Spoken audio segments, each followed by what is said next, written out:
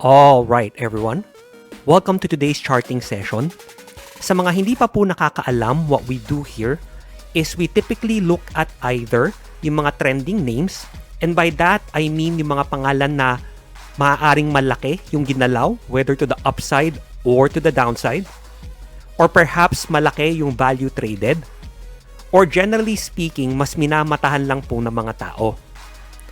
Also, tumatanggap din po tayo ng mga chart requests.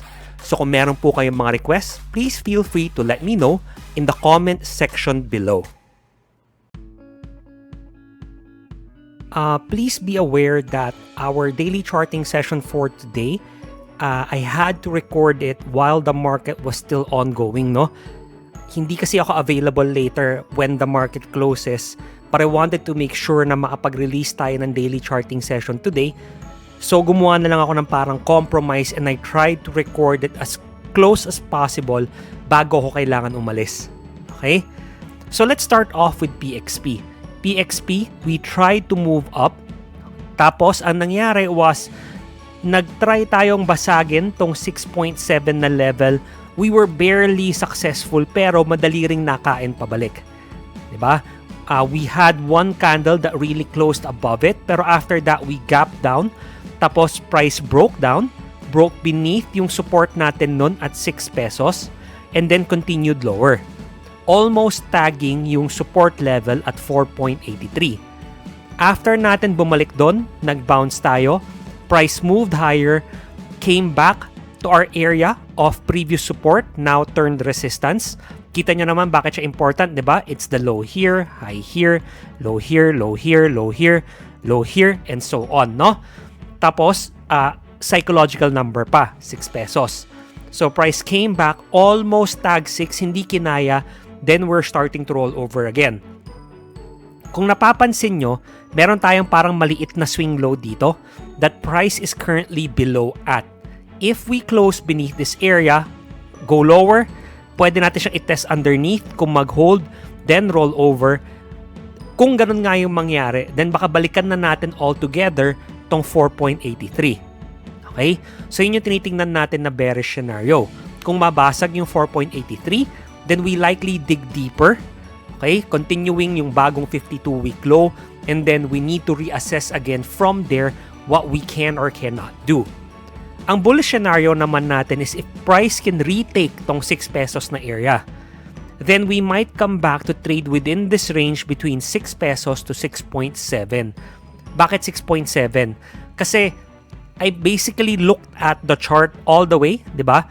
Tinignan ko lang saan tayo may pinakamaraming untog. Tapos I just rounded off para mas madali. So 6.7, malapit na tayo dun sa gap. Then if you look to the left, makikita natin na dun tayo nauuntog along the way, 'di ba? It even acted as support here. So kung price can break above 6 pesos again, I think yun yung magiging bagong range natin, or rather babalik tayo sa quote-unquote lumang range na yon, between 6 pesos to 6.7 with possible overshoots up to 7 pesos. Next, tignan natin yung FCG, no? So, I'm using the hourly time frame para lang mas malaki ng konti yung picture na tinitignan natin. So, price has continued to move down. Nakita nyo naman tong parang fuchsia na trend line na to. And then eventually we broke above it with this candle here. Nag-consolidate tayo sandali within this area until eventually we broke out of it with this candle. Okay, we broke out of yung 61. We came back and retraced, tagged yung 61 na level before moving back up and binilikan tong 66 cents na resistance level. Bakit 66? Kasi siya yung lows dito from before. Okay? May clear cut tayo na dyan nag-hold yung price prior to it breaking down. So, when I was mapping out my chart, dyan din yung nakalagay natin na level of resistance. When we came back up, we tried to trade above it. Nag-hold sandali, then we broke back down. And then ngayon, we're trying to break back above 66. So, we're looking to see kung magsasara nga ba tayo above 66, no? Now, if we can close above 66 cents, then it opens up this range above from 66 hanggang 74. And if we can break 74, yung next na resistance level will be at 79. However, what we don't want to see is for price to come back down, break beneath 61, test it from underneath, mag-hold, then roll over. Kasi kung ganon, baka balikan natin tong mga lows na naiwan natin from before, or even worse, baka bumalik siya dito sa previous low at 49. Next, tignan natin yung SHLPH, no? Now, I know gas prices have been crazy lately. Parang tumaas ng sobra, then bumaba ng konti, tapos tinaasan na naman, no? And a lot of people might be wondering, bakit kung tumataas yung presyo ng gas, hindi tumataas yung presyo ng Shell or ng Picor? Okay, and the reason for that is, yun yung gusto ng market eh. Very often, we try to force the market to think within the bounds of our logic. Gusto natin, kasi ganito yung pagkaintindi ko, kailangan ganito yung gawin ng market. But the market doesn't have to do anything that we want.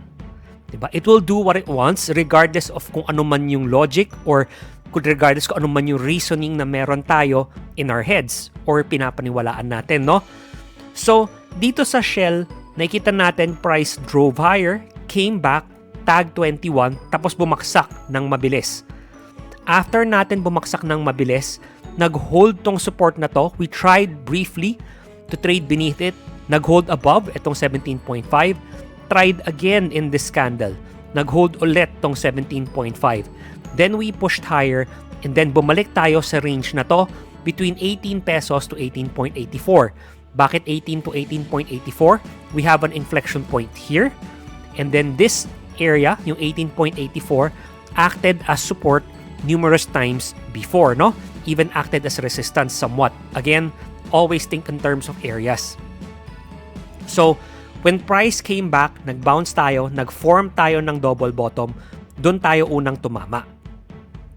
Now, if we can close above 18.84, then that opens up the possibility na babalikan natin tong range na to between 18.84 to 19.96. Gawin na natin 20 pesos para lang mas madaling matandaan, no? And if we can break above 20, then 21 yung next possible target natin. However, kung mag-hold tong 18.84, number one, we might come back and fill this gap. Then we're looking to see kung mag-hold ba tong 18 pesos na area. Kung mag-hold tong 18 pesos na area, then we might trade within this range between 18 to 18.84 or perhaps even deeper. Pwede rin kasi nating tignan na itong 18 parang, I guess a good way to describe it would be parang rest stop lang, na talagang destination A would be 17.5 and then destination B would be 18.84. After all, siya rin tong area na to, no? So you can look at it either way depending on how bullish you may be when it comes to SHLPH. But kung yun nga, pinapaniwalaan mo 17.5 yung bottom end ng range, then I would watch out na kung mabasag yan, baka balikan natin yung double bottom na iniwan natin dito. In fact, if you look to the left of this, dito rin tayo nagkaroon ng previous highs before, no? So hindi naagulat na nakahanap tayo na reaction sa area na yan. However, we do need to recognize na usually, if the market leaves yung mga double tops, double bottoms, madalas nababalikan yung mga yan eh. Okay, so kung sakali man na mabasag yung 17.5, then hindi naagulat kung balikan natin tong 17 pesos na level. Next, tignan natin yung Wilcon, no? So Wilcon, so far, nag-hold pa rin tong white zone natin.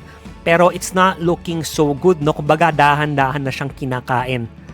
Okay? So from here, we're watching na kung mabasag tong white zone altogether, we might come back and revisit tong previous area of consolidation na to, or ito, or ito. Again, we discussed Wilcon before and medyo similar din yung sinabi ko. Bakit hindi nagbago? Kasi because nag-stair-step tayo pataas, maraming nakikita na area na pwedeng gamitin as base where price could react from. Again, a reaction doesn't necessarily mean na mag-reverse tayo from there. It just means we could see some type of bounce or we could see support hold and so on, no? It doesn't mean na, pumunta tayo doon sa area na yun. Kailangan, sabi ni GT, bounce na yan, dilipad na yan. Hindi po ganon, no? Kung bumaba tayo, binalikan natin tong area of consolidation na to, may chance na mag-bounce tayo konti. Diba? Pero kung mag-bounce man tayo ng konti, we need to consider na may mga naiwan na lows dito. So kahit mag-bounce tayo, baka dyan din lang tayo mauntog. Diba? Pwedeng dito, pwedeng dito. So kung mabasag tong white zone na to, hindi ako agad maglalagay ng level. Kaya nga wala pa ako iniiwan na level dito eh. What I would personally do is papanoorin ko muna tong Wilcon na to should that happen, and then kapag nakapag-develop na siya ng further structure, then I'll adjust my levels for future use. For now, since nag-hold pa naman, even though it's not looking so nice, no? Wala pa ako nakikitang need to do so.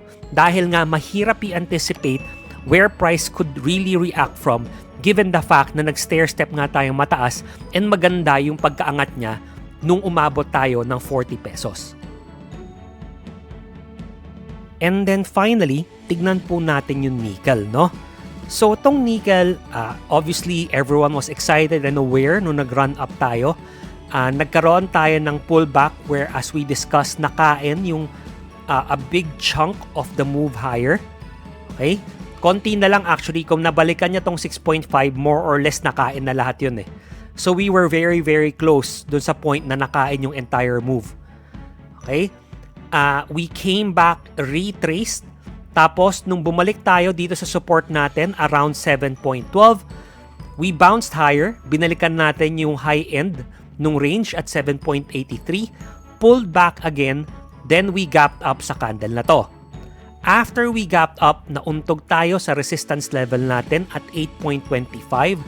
And today, okay, as of this recording, kinain na naman pababa and we broke beneath tong 7.83. So what are we looking out for dito sa nickel? Number one, kailangan nating isipin na ito ba yung high, low, lower high kaya to? Paano po yun mako-confirm? If price breaks down and breaks beneath tong 7.12, then nakapag-form na tayo ng lower low. Therefore, nabubuo na yung structure for a possible downtrend. Whether it's a short-term downtrend, mid-term, long-term, again, all that is still up in the air, no? Depende on how you look at the market. But it will be textbook downtrend kung mangyari nga yung sinabi ko. So if we break beneath tong 7.12, test it from underneath, mag-hold, even a little bit higher, baka balikan natin to, then roll over, then yun, kitang-kita na talaga natin, structurally speaking, now we are moving downwards. Okay? So, ano naman yung bullish scenario dito sa nickel? What I want to see is maybe mag-fill tong gap na to. Okay? Gap fill. Mag-bounce tayo and we break this high at around 8.4. If we can retake that, okay, number one, ang magiging itsura niya kagad sa akin is baka nagpa-flag tayo pataas like so. Okay? Maaring nagka-flag tayo pataas, but at least kung ganito, mas madali nang basahin yung structure. In the sense na alam natin, may clear-cut expectations tayo kung anong mga pwede natin gawin. Whether or not that channel, that flag, or whatever you want to call it, will hold, still remains to be seen. No one knows, no? So that's one of the possible bullish scenarios. Pero, let's say we react, ganon, tas talaga nga nagpa-flag siya. Then there's a possibility na bearish flag yung nabubuo and we need to be careful of breaks to the downside of that channel kasi baka ang kasunod nun is bumalik tayo at balikan nga natin tong 7.12. Okay? However, let's say, tanggalin ko lang tong mga to. There really needs to be a better way to erase yung mga doodles, no? Let's say naman, ang naging next na mangyari is we break above tong 8.4 natin, tapos we just continue going higher. Kung ma-retake natin tong 9.12, hindi ako magugulat kung balikan natin tong high at 9.8, 9.77, okay? 9.77 sooner rather than later, no? Simply because yun yung naging parang direction niya eh. Parang gusto niyang tumuloy eh. Maaaring mag-bounce, ganito, tas straight up, vertical, break above 9.12, mag-iwan tayo ng double top dito, pull back, then we'll see what price does from there. Baka mag-consolidate siya somewhere here, then we can anticipate a breakout ulit, pabalik at bare minimum dun sa double top na yon, and we can see kung kaya siyang lagpasan, assuming mangyari nga to. Okay? But again, that's a lot of ifs. That's a lot of candles that still need to come our way. kailangan muna natin makita mag-develop yung structure before we make up our mind on whether or not this is something that we can trade moving forward. Right now, I understand a lot of people are still very eager to trade tong mga mining stocks natin, no? Tong mga nickel, FNI, and so on. Ang sa akin lang, konting ingat, not because I don't think na pwede silang tumaas. Honestly, I don't know. Yeah, pwedeng tumaas yan, hindi naman natin po alam kung ano yung magiging eventual reaction pa should the war continue, kung may mangyari sa mga supply changes and things like that. Again, because of the ongoing crisis, no? Hindi natin alam. At least ako, hindi ko alam. Kung kayo alam nyo, kwentuhan nyo ako sa comment section below, no? So, I am not gonna discount that fact. What I am gonna remind you of is, as always, we need to assess risk properly. Just because we think that there could be further upside, it doesn't necessarily mean na kailangan pumasok tayo right then and there. Assess your risk properly. Make sure na yung risk-reward nyo maayos, and make sure na yung trade nyo sumusunod sa kung anumang sistema na sinusundan nyo. Okay, whether that's a breakout system, retracement, whatever. Okay, siguraduhin nyo lang na sumusunod doon at sumusunod kayo sa disiplina nyo. Para kung sakaling mangyari yung ayaw natin mangyari, at the very least, handa tayo at alam natin yung gagawin natin. So guys, dito po nagtatapos yung video natin, no? I hope nakatulong po to sa inyo kahit konti and may natutunan kayo kahit papano. And if so, I would really appreciate it if you give this video a like and consider subscribing to my channel. And as always guys, maraming salamat po sa panonood. I really appreciate it. Good luck and happy trading!